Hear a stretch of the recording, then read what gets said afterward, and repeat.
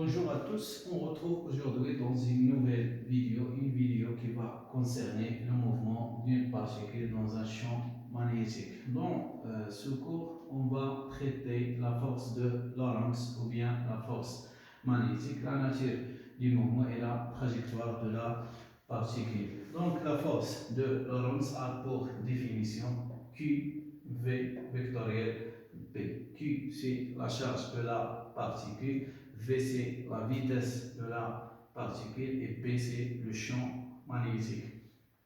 Donc les caractéristiques de cette force, le point d'application c'est un point quelconque, la direction est toujours perpendiculaire au plan formé par la vitesse et P, le produit vectoriel mathématiquement de deux vecteurs donne un troisième vecteur qui est perpendiculaire au plan formé par les deux vecteurs. Si par exemple V c'est cet vecteur et P c'est ce vecteur, la force magnétique soit perpendiculaire au plan formé par les deux vecteurs V et P. Il reste le sens de la force magnétique. Le sens est donné par plusieurs règles et ici on va utiliser la main droite. La règle de la main droite, on utilise les doigts, la paume et le pouce perpendiculaire au doigt. Donc les doigts doivent orienter dans le sens de QV et pas V parce que la charge peut être négative. Donc on prend un exemple, une particule mobile dans un champ magnétique B sortant. Ce symbole signifie que le champ magnétique est entrant. Et si on a ce symbole, un cercle contient un point, signifie que le champ magnétique est sortant vers l'avant.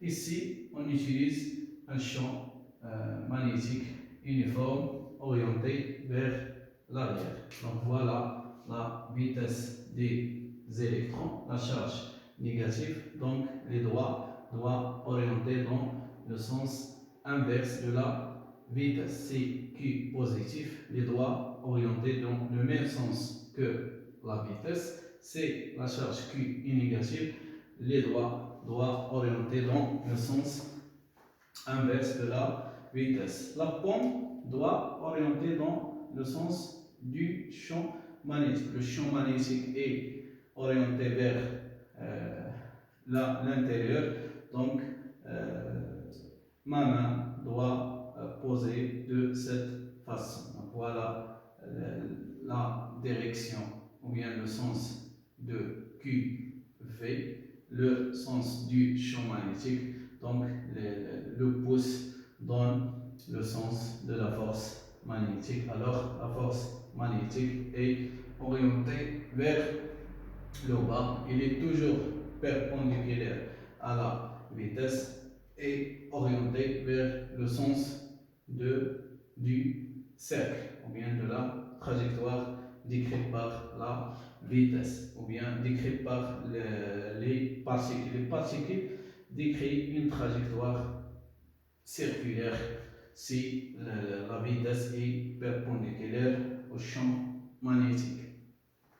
La norme de la force magnétique est s'écrit sur la forme de Q, la valeur absolue de Q fois la valeur absolue de la norme de la vitesse fois la norme de P fois le sinus de l'angle entre V et P. Et puisque l'angle entre la vitesse et le champ magnétique est P sur 2, sinus P sur 2, c'est 1. Ici, l'angle entre V et P est toujours égal P sur 2. Donc, la force magnétique vaut la valeur absolue de Q fois la vitesse fois le champ magnétique P. Passons à la description de ce mouvement. On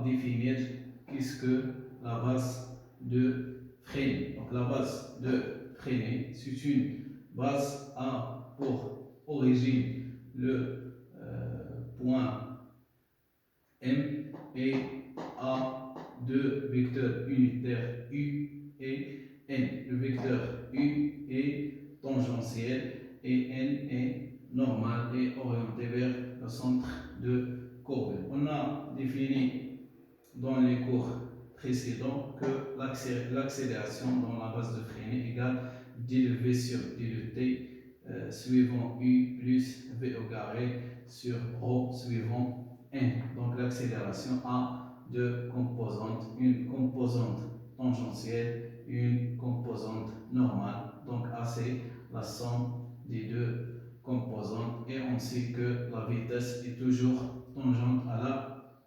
trajectoire, c'est-à-dire la vitesse est orientée vers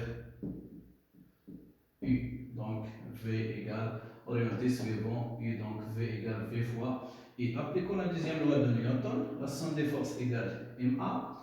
Dans ce cours, on néglige le poids de la particule, donc il reste que la force magnétique F égale MA. Et comme vous voyez, la force magnétique, elle est toujours perpendiculaire à la vitesse, c'est-à-dire orientée vers le centre de la particule et par conséquent l'accélération est égale à l'accélération normale. Donc, puisque F égale ma égale m fois a normal. Alors, Fm égale m fois a normal.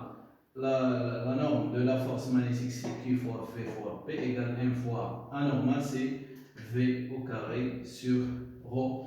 On calcule ρ, le rayon de carbure.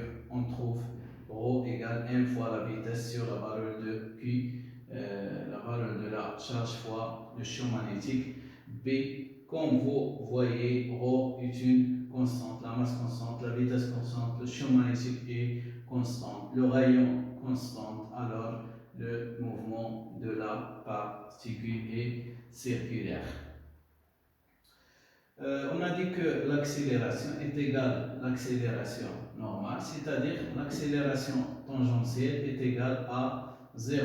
Alors, d de v sur d de t égale 0. Et par conséquent, la vitesse est une constante. On en déduit que le mouvement est uniforme. Alors, on récapitule tout ce qu'on a dit. Le mouvement de la particule est circulaire uniforme et le rayon de la trajectoire est égal à la masse de la particule fois la vitesse sur la valeur absolue de Q fois le champ magnétique B.